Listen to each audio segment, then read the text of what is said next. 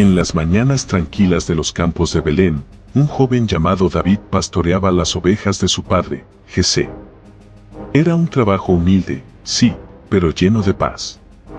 Bajo el cielo inmenso, David aprendió a conocer el susurro del viento, el idioma de los animales y la presencia silenciosa de algo más grande que él. Con su onda, no solo ahuyentaba lobos y leones, sino que también aprendió a dominar la puntería, una habilidad que parecía tan insignificante en aquel entonces. Sus manos, callosas por el trabajo, sus pies, acostumbrados a los senderos rocosos. Era la vida simple de un pastor, alejado del bullicio, de las guerras, de los conflictos que sacudían el mundo de los hombres. Pero la paz, como todo lo bello, es frágil. Y pronto, esa fragilidad se rompería. La noticia llegó como un trueno en un día despejado. Los hermanos mayores de David, Eliab, Abinadab y Samá, habían partido a la guerra. Se habían unido al ejército de Israel, bajo el mando del rey Saúl, para enfrentar a los filisteos. La idea de ellos en el campo de batalla, lejos de la seguridad del hogar, llenó el corazón de David de una inquietud que nunca antes había conocido. Días después, su padre, Jesé, le pidió que fuera al campamento israelita. «Lleva estos alimentos a tus hermanos», David le dijo, «y trae noticias de ellos». Era un encargo sencillo, pero presagiaba un cambio, una ruptura en la rutina de su vida. El camino al valle de Ela fue largo y polvoriento. Con cada paso, David se adentraba más en un mundo que no era el suyo. Un mundo de tiendas de campaña, de hombres armados, de un silencio tenso que se rompía solo por el estruendo ocasional de un grito de guerra o el choque de espadas en la distancia. Cuando llegó al campamento, la escena que encontró fue desoladora. No era la valentía que imaginaba en un ejército. Era miedo. Un miedo palpable, denso, que se aferraba a cada soldado como una segunda piel. Y entonces lo vio. O, más bien, lo sintió antes de verlo. Una presencia colosal, que eclipsaba todo a su alrededor. Era Goliat de Gat. Un gigante filisteo de casi 3 metros de altura, cubierto de bronce, con una lanza cuya punta parecía el tronco de un árbol. Su voz, un rugido que hacía temblar la tierra, resonaba a través del valle. Cada mañana y cada tarde, durante 40 días, salía entre los ejércitos para lanzar su desafío. «Escojan a un hombre», gritaba, «que baje y luche conmigo. Si él me mata, seremos sus esclavos, pero si yo lo mato, ustedes serán nuestros esclavos y nos servirán». Los hermanos de David, y con ellos todo el ejército de Israel, temblaban. La vergüenza y el pavor se reflejaban en sus rostros. Un solo hombre podía inspirar tal terror. Sí, y Goliat lo hacía. Él representaba lo insuperable, lo que quita la esperanza, lo que susurra al oído que uno es demasiado pequeño, demasiado débil. Era el Goliat de sus propias vidas, el miedo a lo desconocido, el peso de una batalla que parecía perdida antes de empezar. David no podía comprenderlo. ¿Cómo era posible que todo un ejército, el ejército del Dios de Israel, se acobardara ante un solo hombre? Sus hermanos lo regañaron, pensando que solo había ido por curiosidad, por ver la batalla. «Vuelve a tus ovejas, David», le dijo Eliab con desprecio. Pero en el corazón del joven pastor, algo ardía. Una indignación. Una certeza. ¿Quién era este incircunciso filisteo para desafiar a los ejércitos del Dios viviente? Mientras todos huían de Goliat, David se quedó.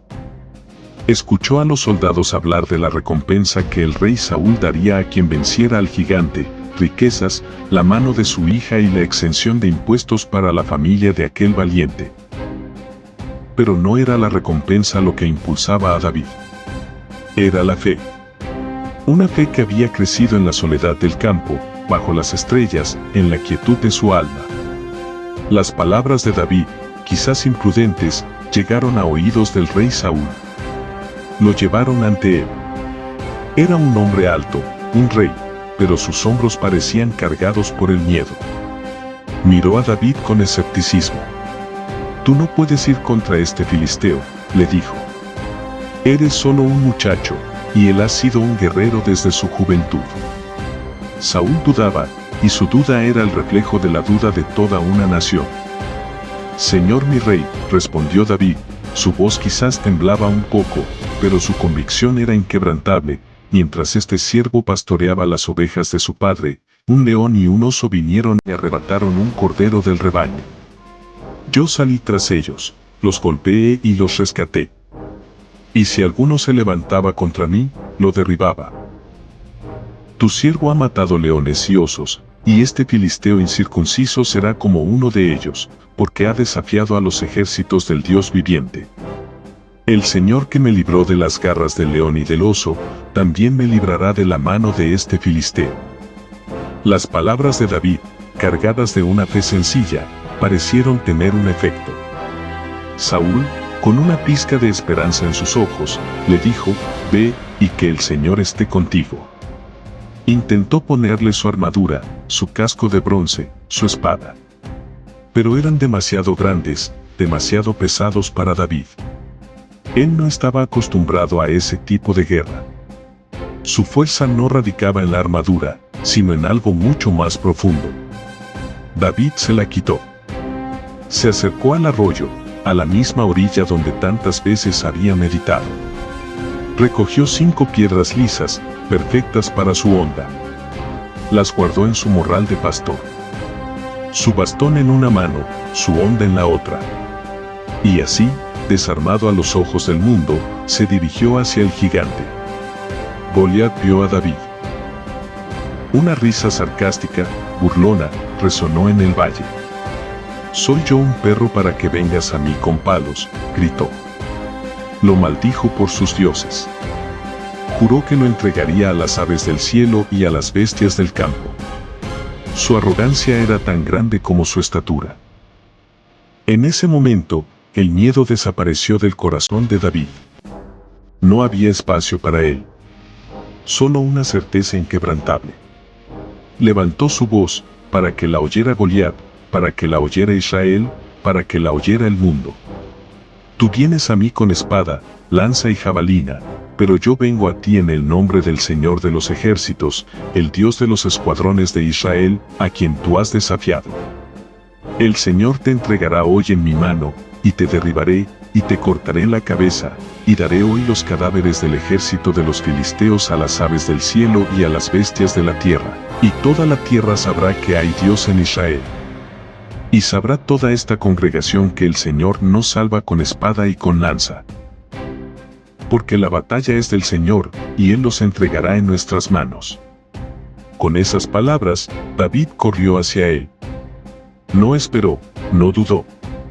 La certeza de que no estaba solo, de que la batalla era del Señor, lo impulsó. Sacó una piedra de su morral. La colocó en su honda. La hizo girar con toda la fuerza de su brazo, con toda la convicción de su espíritu. La piedra voló. Directa. Precisa. Se incrustó en la frente de Goliat. El gigante, que parecía inamovible, se tambaleó. Cayó de bruces al suelo, con un estruendo que hizo vibrar el valle. Silencio. Un silencio aturdido por la sorpresa. Luego, un grito. No de los filisteos, sino de su propio pueblo. Un grito de asombro, de alivio, de victoria. David corrió hacia él, hacia el gigante caído. Tomó su propia espada, pesada y enorme. Y con ella, cumplió lo que había declarado, le cortó la cabeza. Cuando los filisteos vieron a su campeón muerto, su terror fue aún mayor que su arrogancia. Huyeron despavoridos. El ejército de Israel, liberado de su parálisis, los persiguió con un nuevo ímpetu, con una fe renovada. Queridos amigos, la historia de David no terminó ese día. Pero ese día marcó un antes y un después. Ese día, un pastorcillo comprendió que el tamaño del enemigo no determina el resultado de la batalla. Comprendió que la verdadera fuerza no reside en la armadura o en el tamaño de las armas, sino en la fe inquebrantable, en la certeza de que no estamos solos. Si esta historia ha resonado con ustedes, si les ha dado una nueva perspectiva sobre sus propios desafíos, les invitamos a suscribirse a Donde el Alma Lucha.